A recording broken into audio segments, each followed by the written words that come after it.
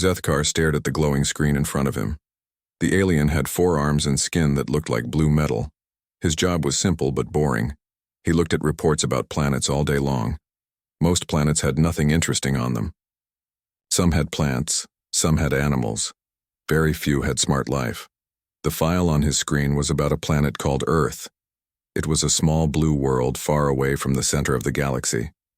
The report was old, maybe 200 years old.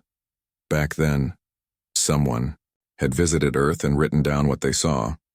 The report said Earth had creatures called humans. They were small and had only 2 arms. They could not fly between stars. They could barely fly in their own sky. They fought each other all the time.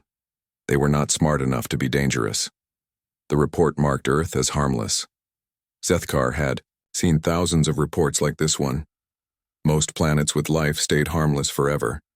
The smart ones usually destroyed themselves before they could travel to other stars. The few that survived often became part of the Galactic Council after many years of watching and testing.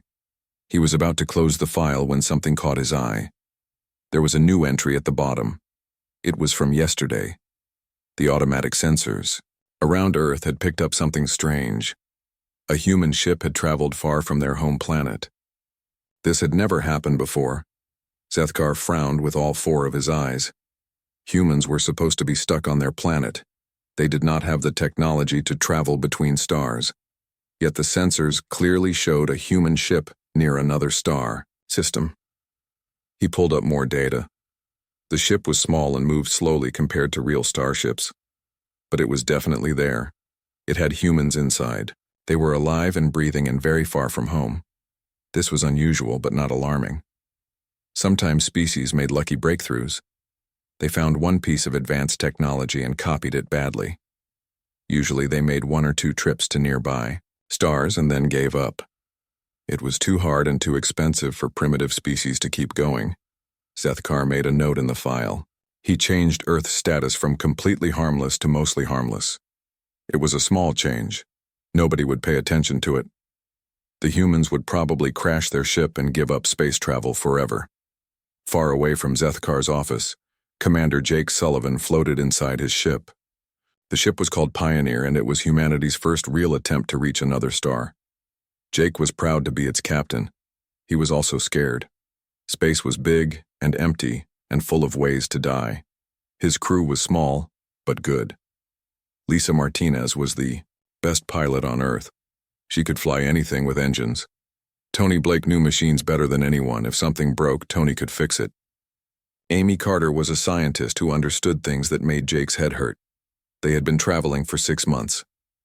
Their destination was a star system called Proxima Centauri. It was the closest star to Earth that might have planets. Nobody on Earth knew if they would find anything interesting there. The trip had been boring until yesterday. That was when they found the station. It was floating in empty space between 2 planets. The station was huge and clearly not made by humans. It was dark and quiet. Nothing moved around it. No signals came from it. It looked abandoned. Jake had made the decision to investigate. It might be dangerous, but it might also be the greatest discovery in human history. First contact with aliens had always been humanity's dream. Tony Blake was already suited up for the spacewalk. He would go to the station first and check if it was safe. Jake watched him float across the empty space between their ship and the alien structure. The station was beautiful in a strange way. It had smooth curves and materials that seemed to glow with their own light. Nothing on Earth looked like it. This was definitely made by another species. Tony's voice crackled over the radio. He had found a way inside. The station had air and gravity. Most importantly, it had power. Something was still working after all these years. Amy Carter was excited. When she heard the news, she wanted to study everything. The station might teach them secrets about faster-than-light travel, advanced materials, and energy systems beyond human understanding. Jake made another decision. They would dock with the station and explore it properly. This was why they had come to space. This was humanity's chance to take a big step forward. What Jake did not know was that the station was not really abandoned. It had automatic systems that watched everything. When the humans entered the station, sensors activated, data began flowing to computers far away. The station had been left there on purpose. It was a test. Advanced species sometimes left old technology in empty space. If a young species found it and could understand it, that meant they were ready to learn more. If they could not understand it, they were not ready. Most species took decades to understand even basic alien technology. The mathematics was hard. The science was different from what they knew. Usually, young species gave up quickly and went home. But humans were different even though nobody knew it yet. Amy Carter studied the alien computers for 3 days. On the 4th day, she understood how they worked. On the 5th day, she figured out how to read the alien language. By the end of the first week, she was downloading technical manuals. Tony Blake watched Amy work and learned from her. Soon he was taking apart alien machines and putting them back together.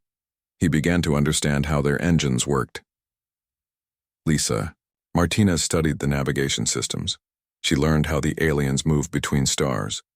Their technology was amazing but not impossible to copy. In just 2 weeks, the humans had learned more than most species learned in years. They were making progress so fast that the automatic systems started sending urgent reports. Far away, those reports arrived on Zethkar's desk. He looked at them and shook his head. The sensors had to be broken. No species learned alien technology that quickly. It was impossible. He filed the reports as equipment malfunctions and forgot about them. This would prove to be the biggest mistake in galactic history. 6 months passed since Jake Sullivan and his crew found the alien station. Back on Earth, everything had changed. The technology they brought home started a revolution that nobody expected. Amy Carter worked day and night in her laboratory. She had alien computer files that contained thousands of years of scientific knowledge. Human engineers studied her notes and built new machines. Factories that used to make cars now made spaceship parts. The most amazing discovery was how to make artificial gravity. Tony Blake figured out how the alien station created gravity without spinning. Within weeks, human engineers built gravity generators for their own ships and stations. Lisa Martinez became the teacher for a new generation of pilots. She showed them how to fly ships that could travel between planets in days instead of months. The solar system suddenly felt much smaller. Colonel Ben Harper watched all of this from Luna Colony. The colony was humanity's first permanent base away from Earth. It sat on the moon's surface inside a huge dome. 6 months ago, Luna Colony had 50 people. Now it had 5,000. Ben was a military man. He had fought in wars on Earth before, becoming a space colonist. He understood that new technology could be wonderful or terrible. It depended on who used it and how they used it. He worried about aliens. If humans could find abandoned alien technology, then aliens probably knew about humans. Ben convinced Earth's leaders to let him build defenses around Luna Colony, just in case. Katie Ross was Ben's chief engineer. She was young, but brilliant. She took the alien energy weapons that Amy Carter had discovered and made them work with human systems. The results were impressive and scary. Katie's weapons could punch holes through solid rock. They could disable electronic systems from far away. They could even create force fields that stopped incoming attacks. Luna Colony quickly became the most defended place humans had ever built. Meanwhile, far across the galaxy, Captain Vex Thule prepared for a routine mission. He commanded a survey ship called the Swift Current. His job was to visit planets that the Galactic Council had marked for regular checkups. Earth was on his list. The last survey was 200 years ago. Council regulations required a new survey every few centuries. Vexathul expected to find the same primitive humans that earlier reports described. His ship was small but advanced. It had shields that could stop most weapons. It had sensors that could scan entire planets from space. It had computers that could translate any language. To Vexthul, it was just a tool for boring work. The swift current dropped out of faster-than-light travel at the edge of Earth's solar system. Vexthul ordered his crew to begin scanning. What they found confused them immediately. There were human structures everywhere. Space stations orbited Earth like metal moons. Ships moved between planets carrying cargo and passengers. The asteroid belt buzzed with mining operations. This was not the primitive world from the old reports. Vex Thul checked his navigation systems. This was definitely the right star system. The blue planet was still there. But everything else had changed dramatically. His science officer reported even stranger news. The humans were using technology that primitive species should not have. Their ships moved too fast. Their power sources were too advanced. Their communication systems used frequencies that required sophisticated understanding of physics. Vex Thul decided to get a closer look. He ordered his ship to approach the large moon that orbited Earth. Sensors showed a massive human settlement. There. This would be a good place to study how much the humans had advanced. The swift current moved toward Luna Colony using standard Galactic Council protocols. They did not hide their approach. They did not ask for permission. Survey ships had the right to examine any world in Council space.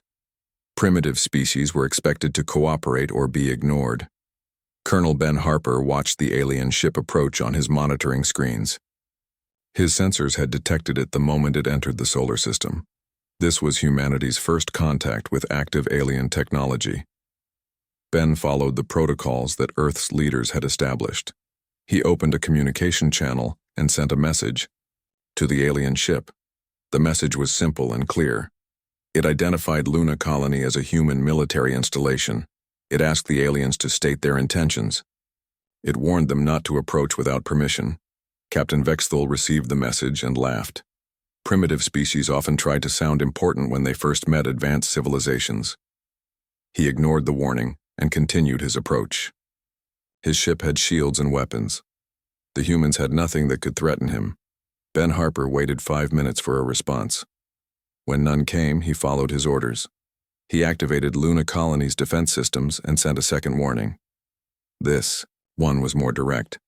It told the aliens to stop immediately or face defensive action. Vex Thul ignored this message too. He was now close enough to begin detailed scans of the human colony. His sensors started probing the settlement's defenses, population, and technology levels. This was standard survey procedure. Katie Ross watched her instruments as the alien ship began scanning Luna Colony. The scans were invasive and thorough. They were mapping everything from power systems to weapons placements. This was clearly not a friendly visit. She reported to Colonel Harper that the aliens were conducting what appeared to be military reconnaissance. Ben made a decision that would change galactic history. He authorized Katie to use defensive measures to stop the scans. Katie activated her modified alien weapons for the first time in actual combat. Beams of pure energy reached across space and struck the swift current's hull. The alien ship's shields flared and sparked. Alarms began sounding inside the bridge. Captain Vex Thul stared at his damage reports in shock. A primitive species had just damaged his ship. This was impossible. His shields were designed to stop weapons that these humans should not even possess. His weapons officer reported that the human energy signatures matched advanced Galactic Council technology. Somehow the primitives had acquired military-grade equipment. This changed everything. Vex Thul ordered his ship to retreat. The swift current pulled back from Luna Colony while his crew assessed the damage. They had underestimated these humans badly. The survey mission was over before it really began. Katie Ross watched the alien ship withdraw and felt a mixture of pride and fear. Pride because her weapons had worked perfectly. Fear because humanity had just made its first enemy in space. Colonel Harper immediately sent reports to Earth. First contact had happened and it had gone wrong. The aliens had acted like they owned the solar system. The humans had defended themselves successfully. But what would happen next? Captain Vex Thul filed his own report with the Galactic Council. Earth's status needed to be changed immediately. The humans were no longer harmless. They had advanced technology and hostile intentions. They represented a potential threat to Council authority. His report recommended upgrading Earth from harmless to potentially dangerous. It suggested continued monitoring and possible intervention. The quiet little planet had become a problem that the galaxy needed to address. The Galactic Council meeting room was filled with worried voices. Representatives from dozens of alien species argued about what to do with Earth. Captain Vex Thul's report had shocked everyone. A primitive planet had somehow acquired advanced weapons and used them against a council ship. War Commander Krixtal stood at the center of the room. He was a member of the Zenthari species, known throughout the galaxy as excellent military strategists. His people had served as the Council's enforcers for thousands of years. Krixtal studied the reports about Earth with growing concern. The humans had progressed too quickly. In just months, they had gone from primitive planet-bound creatures to a spacefaring civilization with military capabilities. This was not normal development. The Council had standard procedures for dealing with newly contacted species. First came observation, then came careful contact. Finally came integration into galactic society, but Earth had skipped all the normal steps. Elder Quindar, the Council's chief xenopsychologist, offered his analysis. He believed the humans might be what scientists called a sleeper species. These were rare civilizations that appeared primitive but possessed hidden potential. When triggered by outside contact, they advanced rapidly. The debate continued for hours. Some council members wanted to leave Earth alone and see what happened. Others wanted to establish immediate contact and try to control human development. But Krixtal favored a different approach. He proposed a demonstration of power. The Council would send a fleet to Earth's solar system. The fleet would not attack. Instead, it would show the humans how outmatched they were. Faced with overwhelming alien technology, the humans would surrender and accept Council authority. This was standard procedure. Most species submitted quickly when they saw a real galactic war fleet. The demonstration usually prevented actual fighting and brought new worlds peacefully into the Council's control. The Council voted to approve Krixtal's plan. Within days, ships from across the galaxy began assembling. The demonstration fleet would be impressive enough to convince any species to surrender without a fight. Back in Earth's solar system, Admiral Rick Davis watched the preparations with growing alarm. Intelligence reports suggested that a large alien fleet was gathering somewhere in nearby space. Earth's leaders had promoted Rick from captain to admiral in just 6 months. Humanity needed experienced military commanders quickly. Rick commanded the Earth Defense Force from Fortress 1, a massive space station orbiting Earth. The station had been built using alien technology in record time. It bristled with weapons and housed thousands of human defenders. Commander Helen Price worked as Rick's tactical officer. She had studied every piece of information about alien military capabilities that humans had discovered. Her analysis was disturbing. The aliens had better ships, better weapons, and thousands of years of experience. But Helen also found weaknesses in alien tactics. The galactic species seemed to rely on overwhelming firepower and standard formations. They did not appear to adapt quickly to new situations. This gave humanity a small advantage. Engineer Carl Jung had been working around the clock to prepare Earth's defenses. He had converted asteroid mining operations into weapons factories. He had turned cargo ships into warships. He had armed space stations throughout the solar system. Carl's greatest achievement was the rapid construction of defensive platforms. These were small automated stations that could engage enemy ships independently. He had scattered hundreds of them throughout the solar system like invisible guardians. Captain Nancy Ford commanded one of the new human attack squadrons. Her ships were small and fast, designed to work together like a pack of wolves. They could not match alien ships in direct combat, but they could strike quickly and disappear. Nancy had been a test pilot before becoming a military commander. She understood how to push machines to their limits. Her tactics focused on speed, surprise, and confusion, rather than raw firepower. The alien demonstration fleet finally arrived at Earth's solar system. War Commander Krixtal led 47 ships of various sizes. The smallest was larger than humanity's biggest warship. The largest could probably destroy entire cities with a single shot. Krixtal expected the humans to panic when they saw his fleet. Most primitive species immediately tried to communicate and negotiate when faced with such overwhelming force. The humans would surely realize they had no choice but to surrender. Instead, Admiral Rick Davis ordered all human forces to battle stations. Every ship, every station, and every defense platform in the solar system prepared for combat. Humanity would not surrender without a fight. Kriegstall was puzzled by the human response. He opened a communication channel and delivered the standard demonstration speech. He explained that the humans were now under Galactic Council authority. They must surrender their weapons and submit to Council control. Resistance would result in their destruction. Rick Davis listened to the alien demands and felt his anger growing. These creatures had come to humanity's home system and demanded surrender. They threatened to destroy human civilization if Earth did not submit to alien rule. His response was short and clear. Earth rejected the alien demands. Humanity would defend its freedom. The aliens could leave peacefully or face the consequences of their aggression. Kriegstall could not believe what he was hearing. No primitive species had ever rejected a council demonstration. The humans were either incredibly brave or incredibly foolish. Either way, they had chosen their fate. He ordered his fleet to begin a show of force. The alien ships would demonstrate their weapons by destroying some empty asteroids. This would show the humans the futility of resistance without actually killing anyone. Captain Nancy Ford watched the alien ships move into formation. They were following predictable patterns that Helen Price had studied. Nancy saw an opportunity and took it. Her squadron attacked the alien fleet's flanks while they were focused on their demonstration. Small human ships darted between the larger alien vessels, firing rapidly and changing course constantly. The aliens found themselves under attack from multiple directions. Engineer Carl Jung activated his hidden defensive platforms throughout the solar system.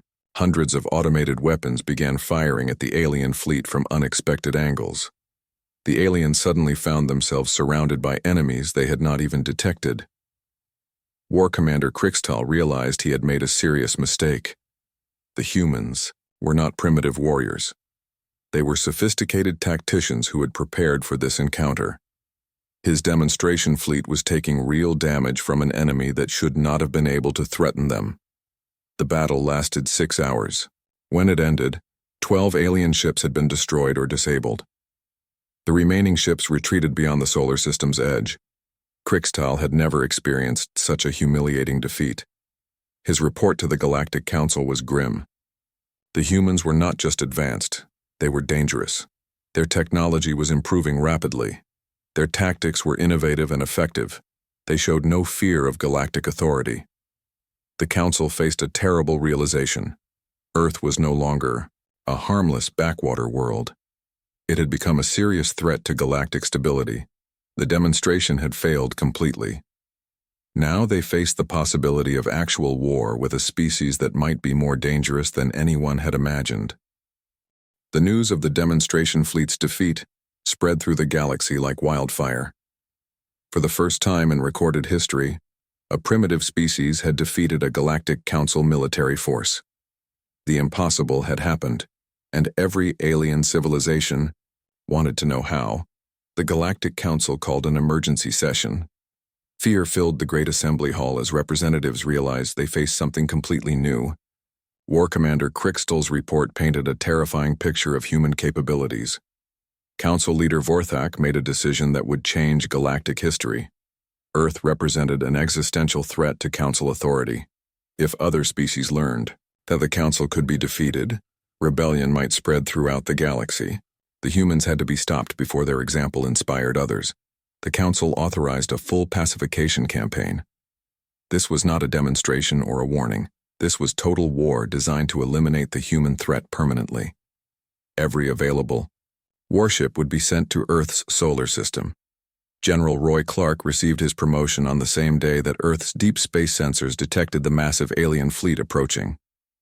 Roy had been a colonel just months ago, but humanity's rapid militarization required experienced leaders at every level.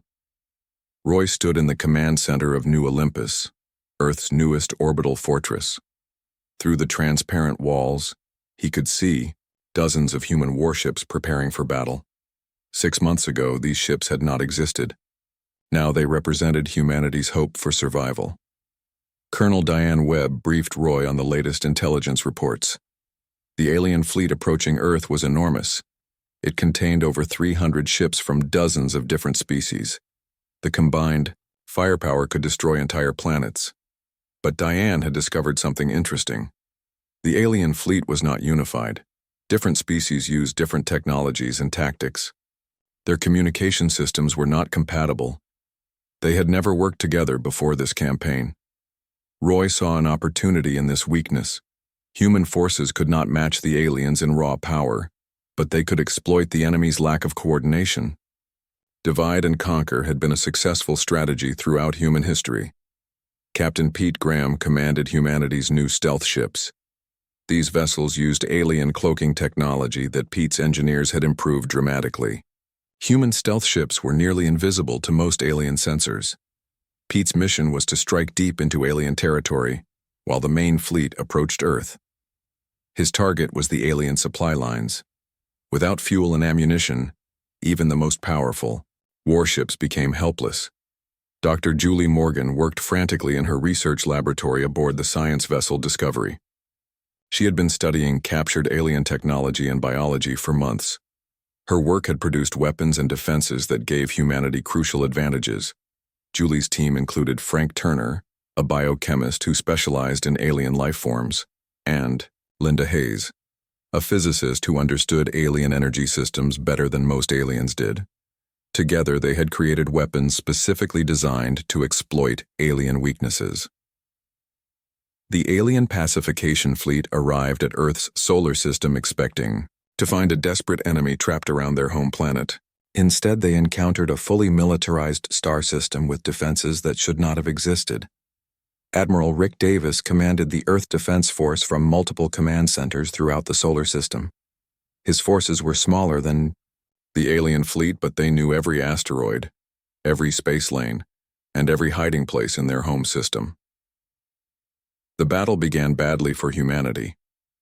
The alien ships were more powerful than anything in the human fleet. Their shields absorbed human weapons fire with ease. Their return fire destroyed human ships with single shots. But as the battle continued, the aliens began to experience problems they had not expected. Human weapons were specifically designed to target alien ship systems. Frank Turner's biological weapons infected alien computer networks. Linda Hayes' energy disruptors overloaded alien power systems. Captain Nancy Ford led her Wolfpack squadrons in hit-and-run attacks that confused and frustrated the alien commanders. Human ships would appear suddenly, strike hard, and disappear before the aliens could respond effectively. Meanwhile, Captain Pete Graham's stealth ships struck alien supply convoys far from the main battle. Without warning, alien transport ships began exploding throughout nearby star systems. The alien fleet found itself running low on ammunition and fuel. The breakthrough came when Dr. Julie Morgan discovered how to hack alien communication systems. Human technicians began intercepting alien messages and feeding false information to enemy commanders. The alien fleet's coordination collapsed completely. Different alien species began firing on each other by mistake. Ships that were supposed to work together started competing for targets. The unified alien fleet broke apart into dozens of smaller groups that fought independently. Colonel Diane Webb launched the counterattack at exactly the right moment. Human reinforcements that had been hiding throughout the solar system suddenly appeared and surrounded isolated alien groups. The hunters became the hunted. Ship Captain Maria Santos discovered something that changed the entire war. While rescuing survivors from a destroyed alien vessel, she encountered members of the Kethra species. These aliens had been forced to join the Council fleet against their will. The Kethra told Maria that many species in the galaxy hated the Galactic Council's rule. They were tired of being treated as inferior beings by the older civilizations, but they had never dared to rebel because the Council seemed too powerful to defeat. Now that humans had proven the Council could be beaten, other species wanted to join the fight. Maria began secret negotiations with alien rebels while the battle raged around Earth. The pacification campaign that was supposed to last days stretched into months. The alien fleet found itself trapped in a grinding war of attrition against an enemy that learned and adapted faster than anyone thought possible. Every alien weapon was eventually copied and improved by human engineers. Every alien tactic was analyzed and countered by human strategists. Every alien weakness was exploited by human forces, who seemed to think of war as a puzzle to be solved. Worse for the aliens, word of the war spread throughout the galaxy. Species that had been oppressed by the Council for centuries began to see hope. Rebellions started in distant star systems. The Council's authority began to crumble. General Roy Clark realized that humanity was fighting more than just a war for survival. They were fighting for the future of galactic civilization. The old order of Council domination was ending. Something new would take its place. The question was whether humanity would survive long enough to see what that new galaxy would look like. The war was far from over, and the aliens still had advantages that could destroy Earth if used correctly. But, for the first time since the crisis began, Roy felt hope. Humanity had proven they could fight the galaxy's greatest powers and win. Now they had to prove they could build something better than what they were tearing down. The war that was supposed to end in days had lasted 2 years. Across the galaxy, the old Galactic Council's power was crumbling. Dozens of species had joined the rebellion that started with humanity's refusal to surrender. President Alan Cooper stood on the observation deck of the diplomatic station Harmony. The station orbited the former Council capital world of Zentros Prime. Through the windows he could see ships from 50 different species. They had come to negotiate the end of the old galactic order. Alan had been a senator when the war began. Now he was Earth's elected leader and humanity's voice in galactic affairs. The responsibility felt heavy on his shoulders. Decisions made in the next few days would shape the galaxy for centuries. Admiral Sarah Mitchell commanded the joint human-alien fleet that had secured the former Council strongholds. Her ships included vessels from species that had never worked together before. Somehow they had learned to fight as a unified force. Sarah's diplomatic officer, Commander Tom Bradley, had spent months learning alien languages and customs. His job was to help different species understand each other. It was harder than fighting the war had been. The breakthrough that ended the fighting came from an unexpected source. Dr. Chris Parker was an archaeologist who studied ancient civilizations. While other scientists worked on weapons and tactics, Chris had been digging through old alien archives. What Chris discovered changed everything humanity thought they knew about themselves. Deep in the archives of the oldest galactic civilizations, he found records of an ancient species called the Terrans. These beings had once traveled between the stars, exploring and helping other species develop. The Terrans had disappeared millions of years ago during a great galactic catastrophe. Most species had forgotten they ever existed, but Chris found proof that humans were descendants of these ancient star travelers. The genetic evidence was clear. Humans carried dormant memories and abilities inherited from their Terran ancestors. This explained humanity's rapid technological advancement and natural understanding of alien systems. They were not learning new things. They were remembering old knowledge. Elder alien species recognized the truth when Chris presented his evidence. The Valdari, who were among the oldest civilizations in the galaxy, confirmed that ancient Terran technology was still found on many worlds. They had wondered where the Terrans had gone. The revelation that humans were descendants of an ancient galactic civilization changed everything. Suddenly, humanity's rapid rise made sense. They were not primitive newcomers who got lucky. They were the children of the galaxy's former guardians, awakening to reclaim their heritage. Council leader Vorthak, one of the few original council members still alive, requested a meeting with President Cooper. The old alien looked tired and defeated when they met in a neutral conference room. Vorthak explained that the Galactic Council had been formed after the Terrans disappeared. Without the ancient guardians to maintain peace, the strongest species had taken control. They created a system based on dominance rather than cooperation. The Council had always feared that the Terrans might return someday. When humans began showing Terran-like abilities, the Council panicked. They tried to destroy humanity before the ancient guardians could fully awaken. President Cooper listened to the old alien's confession with growing understanding. The war had not been about human aggression or alien prejudice. It had been about fear of change and the return of an older, better way of organizing galactic civilization. Captain Ellen Moore commanded the first mixed-species exploration fleet to venture into unexplored regions of the galaxy. Her crew included humans, Kethra, Valdari, and members of a dozen other species. They worked together as naturally as if they had been designed for cooperation. Ellen's mission was symbolic as much as practical. The new Galactic Federation needed to show that different species could work together as equals. Her ship, the Unity, proved that cooperation was possible. The negotiations to create the new galactic government took months. Every species wanted, their voice heard. Every civilization had different needs and concerns. Building consensus among dozens of alien cultures seemed impossible. But humans had a gift for finding solutions to impossible problems. Tom Bradley and his diplomatic team worked tirelessly to bridge differences between species. They found common ground where others saw only conflict. The Terran Federation was officially established on the 3rd anniversary of humanity's first contact with aliens. Unlike the old Galactic Council, the Federation was based on voluntary membership and mutual cooperation. Each member species maintained control over their own worlds and affairs. But they worked together on issues that affected everyone. Trade, exploration, defense, and scientific research became shared responsibilities. Zethkar, the alien bureaucrat who had dismissed the first warnings about human advancement, now served as an advisor to the new Federation. His job was to identify other sleeping civilizations that might be awakening throughout the galaxy. The search for other descendants of ancient species became a priority.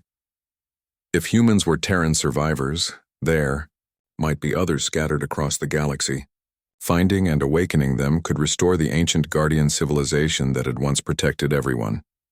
The galaxy that emerged from the ashes of the old council was very different from what had existed before.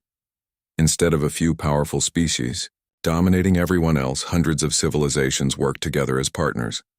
Human colonies spread throughout known space, but they were not conquerors. They were teachers and partners who helped other species reach their full potential. The ancient Terran mission of exploration and cooperation lived again. Children from dozens of species learned together in integrated schools throughout the galaxy. Their parents worked on joint projects that would have been impossible under the old system. Art, science, and philosophy flourished as different cultures shared their knowledge. The final scene of the Great Transformation took place on Earth itself. A monument was built at the site where humanity first decoded alien technology. The monument honored not just human achievement, but the cooperation between all species that had made the new galaxy possible. President Cooper spoke at the dedication ceremony. Representatives from every member species attended. His words were simple but powerful. Humanity's greatest victory had not been defeating the Galactic Council in battle. It had been proving that cooperation was stronger than domination.